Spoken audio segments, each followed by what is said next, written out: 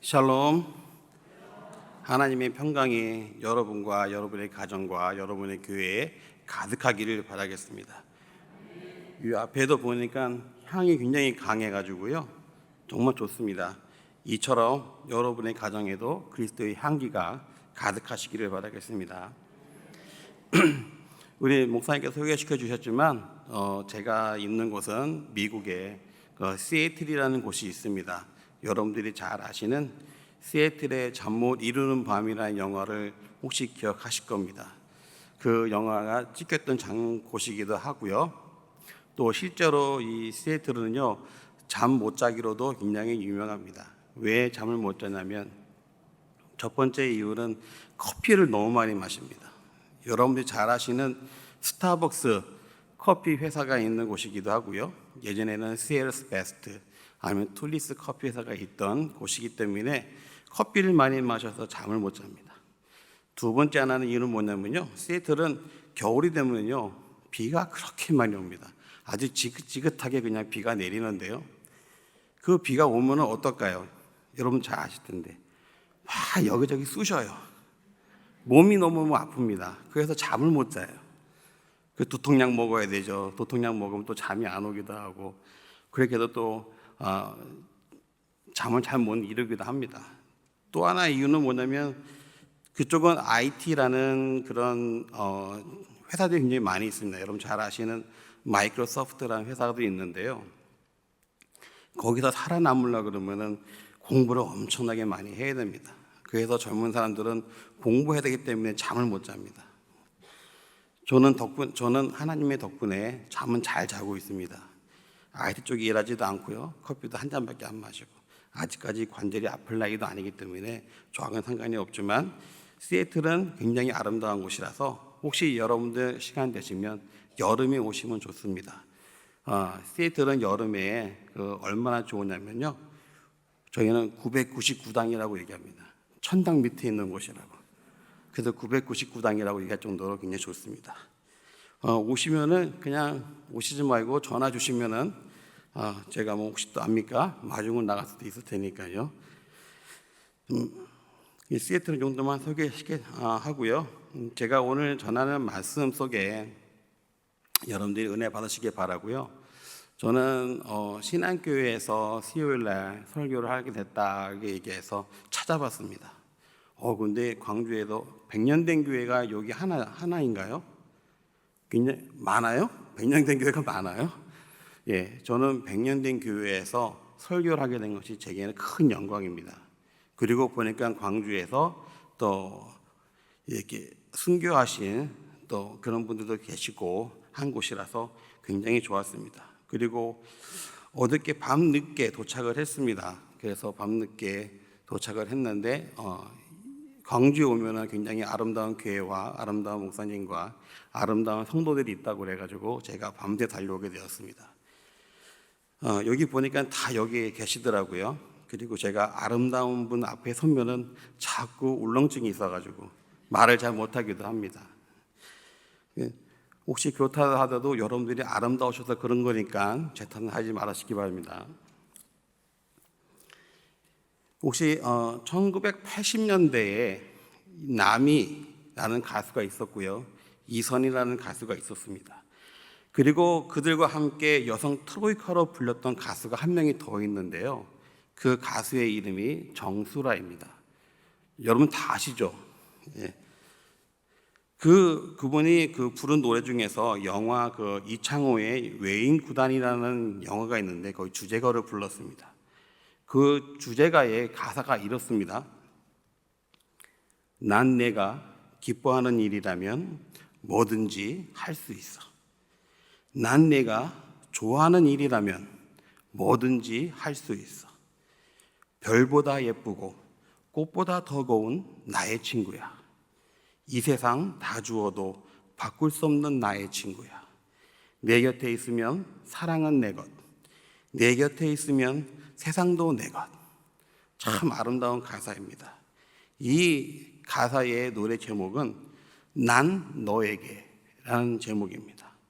상대방을 얼마나 사랑하면 뭐든지 할 수 있다라고 말을 할까요?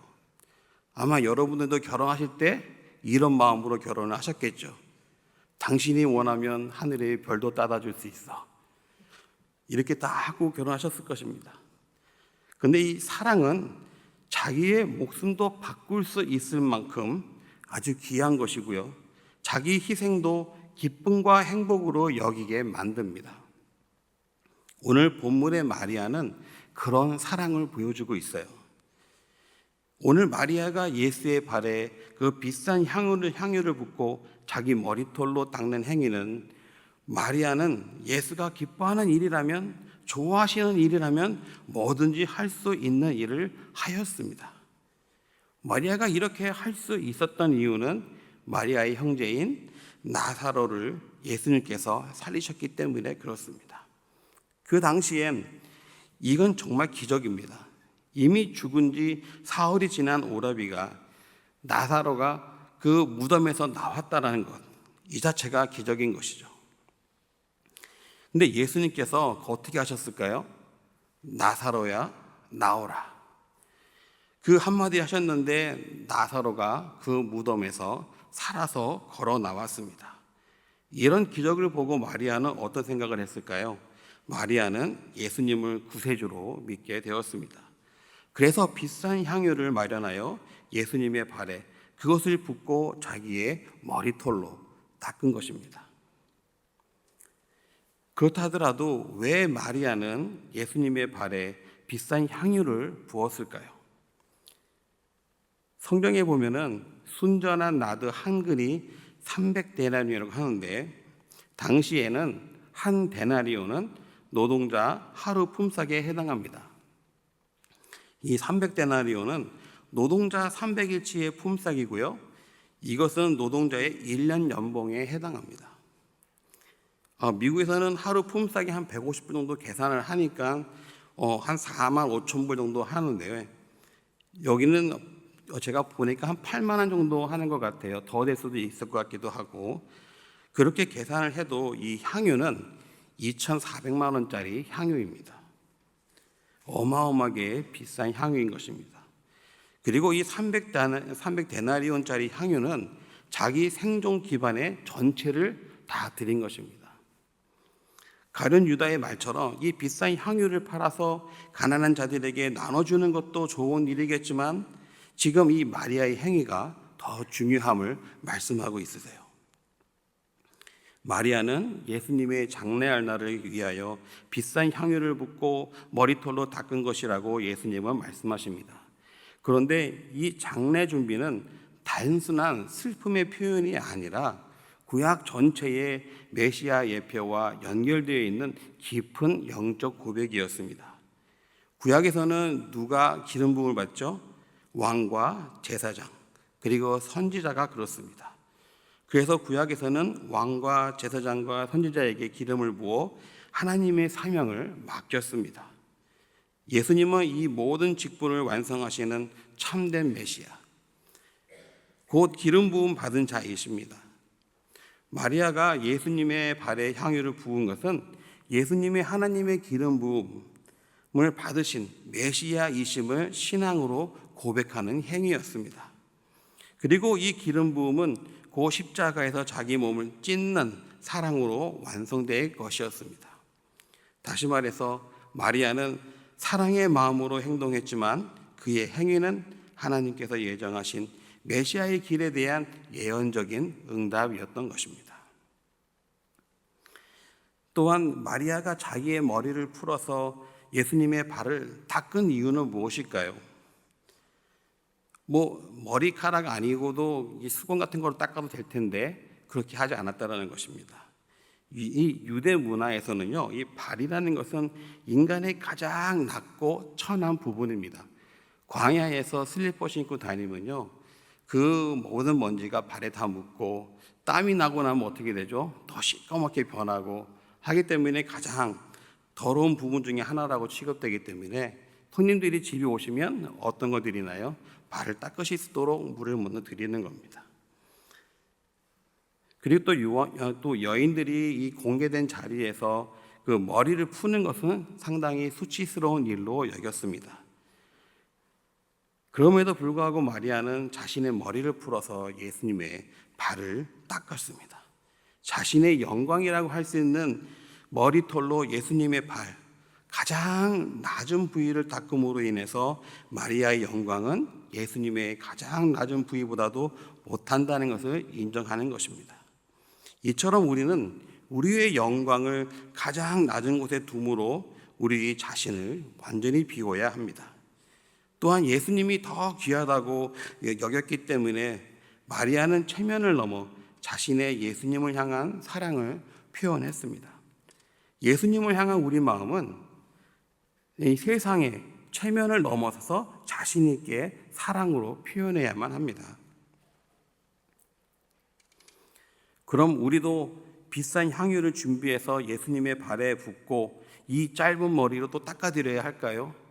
여성분들은 그래도 긴 머리가 있어서 괜찮을지 모르겠지만 남자분들은 다 짧은 머리라 닦기도 힘든단 말입니다. 예수님은 장사 지냈다가 다시 살아나셨는데도 마리아처럼 우리가 해야 할까요? 마리아의 향유는 단지 장례를 준비하는 것만은 아니었습니다. 그것은 예수님을 향한 깊은 사랑, 인격적 예배, 그리고 전적인 헌신의 표현이었습니다. 이것이 가능한 이유는 마리아는 오빠 나사로가 죽었다가 다시 살아난 것을 목격했기 때문에 그렇다는 것입니다. 이 정도의 경험은 아닐지라도 우리의 삶 가운데 예수께서 구세주이심을 영적으로 경험을 해야 그분을 향한 깊은 사랑과 인격적인 예배 그리고 전적으로 헌신을 할 수 있게 된다는 겁니다. 여러분들도 이와 비슷한 경험을 하실 수 있도록 하나님께 간구하시고 그런 하나님을 만나시기를 바랍니다. 그렇다 그러면 우리 머리뿐만 아니라 더한 것으로도 닦아드릴 수 있다는 것입니다. 오늘은 예수님의 발에 이 향유를 붓는다는 의미는 예수님께 드리는 예배와 헌신의 의미가 더 강합니다. 이것은 단순한 감사 표현이 아니라 그 이상이라는 것입니다. 이 구약 시대에는 하나님 앞에 드려지는 향기로운 제물처럼 마리아는 예수님 앞에 자기의 가장 귀한 것을 쏟아 부음으로 예배자로 서 있었습니다. 레위기 1장에 보면은 번제물이 하나님께 드려질 때 여호와께 향기로운 냄새라고 하였습니다. 이 마리아의 향유도 집안을 가득 채울 정도로 퍼졌습니다. 이것은 헌신의 향기로 하나님께 드려졌음을 상징하는 장면이기도 합니다. 마리아는 향유를 드린 것이 아니라 자기 자신을 드린 것이고 이는 오늘 우리가 우리의 삶 전체를 제물로 드리는 산제사로서의 예물로 연결이 되어야 합니다. 예수님은 죄로 인해 죽어서 심판을 받아야 할 우리를 대신하여 십자가에서 죽으셨고 장사 지내셨습니다. 그가 고통을 받음으로 우리가 나음을 입었고 그가 저주를 받음으로 우리가 은혜를 입게 되었습니다. 마리아가 비싼 향유를 예수님의 발에 부은 것은 유월절 엿새 전이었습니다. 유월절은 아시다시피 구약에서 어린 양의 피로 생명을 지키는 절기입니다. 그리고 이때마다 이스라엘 백성은 흠없는 양을 잡아 하나님께 드렸습니다. 그런데 지금 예수님 자신이 하나님의 어린 양으로 이 세상에 죄를 지고 가시는 그 순간을 향해 나아가고 계십니다. 마리아는 이것을 감지하고 자신의 향유를 드려 예수님의 죽음을 미리 준비한 제사장 같은 예배자가 되었습니다. 이 마리아의 향유는 유월절 희생에 대한 믿음의 응답이고 오늘 우리도 십자가와 부활을 믿는 신앙으로 그분의 발 앞에 삶을 드려야 하는 이유입니다. 그래서 우리는 매일 예수님의 발에 향유를 부어 하나님을 예배하는 삶이 되어야 합니다. 이 향유라는 것은요, 우리의 가장 귀한 것, 우리의 자아, 그리고 우리의 시간과 자원, 그리고 생명을 의미합니다. 내가 이렇게 비싼 향유 살 돈이 있을까? 이러실 필요가 없다라는 겁니다. 여러분 모습 있는 그대로 모든 것을 하나님께 드리시면 된다는 겁니다. 날마다 예수의 발에 향유를 붓는다는 것은 그분을 위해 우리의 목숨까지도 내놓는다는 것을 의미합니다. 이 사도 바울이 어떤 말을 했냐면요, 너희 몸을 하나님이 기뻐하시는 거룩한 산제사로 드리라 라고 말을 하였습니다. 또한 아무든지 나를 따라오려거든 자기를 부인하고 자기 십자가를 지고 나를 좇을 것이라는 예수님의 말씀과도 이것은 다 상통하고 있다는 것입니다. 왜냐하면 예수님을 위하여 제 목숨을 잃으면 찾을 것이라고 말씀하셨기 때문에 그렇습니다. 그래서 향유를 붓는다는 것은 나의 가장 귀한 것을 드린다는 것을 의미하고, 가장 귀한 것은 우리의 생명도 포함이 된다는 겁니다. 그래서 예수님의 발에 향유를 부음으로 우리의 삶 전체를 제물로 삼아서 살아있는 예배자로 살아야 된다는 것이죠. 때로는 그 예배가 목숨을 건 결단일 수도 있다는 것이죠. 이렇게 하는 것이 우리들은 제자도라고 이야기를 합니다.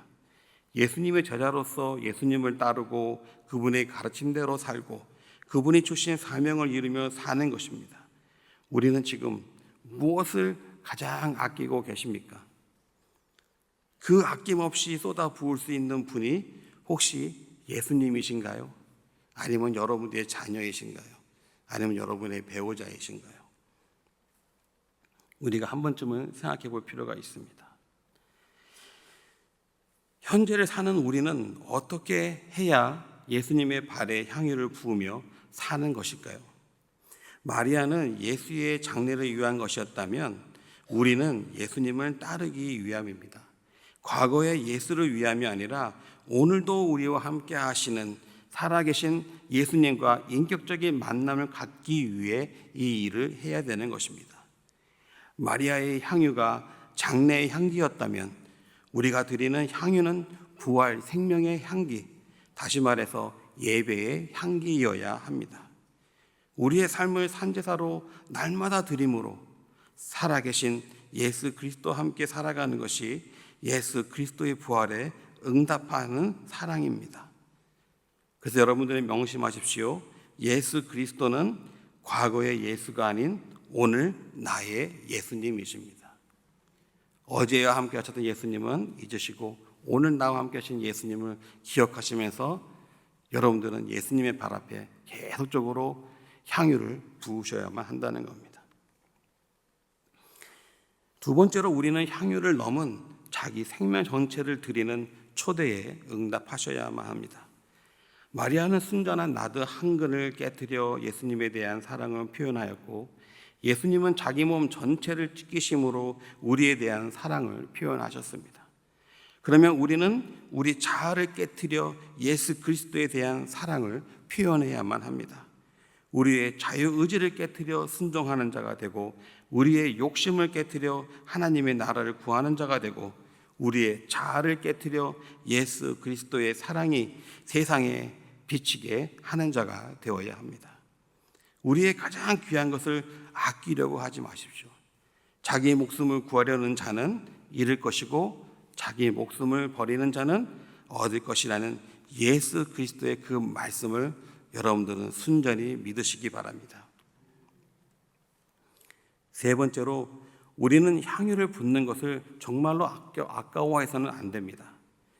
오늘 성경 말씀 보니까 가룟 유다가 마리아에게 화를 냈습니다. 그리고 이렇게 얘기해요. 아니 이 향유를 어찌하여 300데나리온에 팔아 가난한 자들에게 주지 아니하였느냐? 가룟 유다의 생각이 상당히 합리적이지만 그는 자기 자신을 위해 그렇게 말했을 뿐입니다. 6절에 보니까 가룟 유다는 돈궤를 막고 거기 넣는 것을 훔쳐가는 자라고 했습니다. 진정으로 가난한 자를 생각해서 한 말이 아니었다라는 것이에요. 마찬가지로 우리도 이렇게 말할 수가 있어요. 복음을 전하고 예수님처럼 사는 것만이 하나님을 위해 사는 것은 아니고, 세상에서 내 이름을 알리고 물질을 많이 벌어서 교회에 헌금하고 가난한 자들을 도와주는 것이 더 좋은 방법이라고 말할 수도 있습니다. 이것 또한 맞는 얘기입니다. 그러나 더 중요한 것은 그게 아니라 목숨을 바칠 만큼 예수 그리스도를 향한 사랑과 헌신이 우선되어야 한다는 것이죠. 그러면 명성과 재물을 얻어 가난한 자들을 도울 수 있습니다. 이 복음은요, 합리적인 희생이 아니라 비합리적인 사랑을 통해 전해지는 것입니다. 예수님을 향한 우리의 사랑과 헌신은 낭비가 아니라 최고의 가치가 되는 것입니다. 그랬을 때에 우리의 삶은 정말로 아름답고 정말로 살만하고 정말로 행복할 수밖에 없다는 겁니다.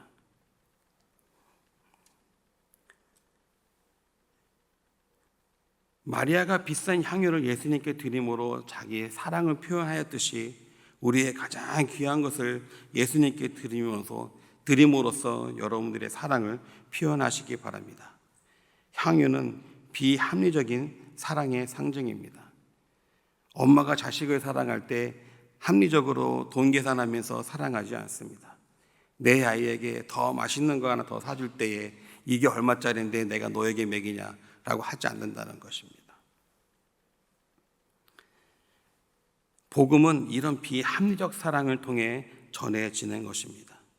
여러분들의 가정에서 여러분들이 비합리적인 희생과 그런 사랑으로 아이들에게 전했을 때에 그 아이들은 그 엄마의 사랑을 알고 엄마의 사랑에 보답을 하게 된다는 것입니다. 제가 첫 부분에 노래 난 너에게라는 가사를 전해드렸습니다. 우리가 예수 그리스도를 믿는 사람이라면 이 가사는 아마도 이렇게 바뀌어야 할 것입니다. 주께서 기뻐하시는 일이라면 뭐든지 할 수 있어. 주께서 좋아하시는 일이라면 뭐든지 할 수 있어. 별보다 예쁘고 꽃보다 더 고운 나의 예수여. 이 세상 다 주어도 바꿀 수 없는 나의 예수여. 주 곁에 있으면 사랑은 내 것. 주 곁에 있으면 세상도 내 것. 예수님께서 온몸이 찢기시며 우리의 죄를 위해서 우리를 죄에서 구하셨던 비합리적이고 비경제적인 사랑에 대해서 이제는 우리가 응답할 차례입니다. 지금 여러분이 예수님께 드릴 수 있는 향유는 무엇이 있을까요? 이것만은 절대 안 됩니다, 하나님. 이것만 내가 정말 아끼는 거예요. 이것까지도 우리는 드려야 되는 부분인 것이죠. 우리의 자아를 깨우고 또 예수로 채우시고 우리의 자유의지를 깨고 예수님께 순종하시고 우리의 생명을 깨어서 영원한 생명을 얻으시기를 바랍니다. 그리고 여러분이 깨지고 찢어지고 여러분의 생명을 버림으로 인해서 여러분의 가정과 또한 여러분의 이웃과 또 여러분의 주변에 예수님 믿지 않는 모든 분들을 여러분들이 얻으셔야만 합니다. 이게 비합리적이라고요. 이게 비경제적이라고요. 예수 그리스도의 사랑은 바로 그렇습니다.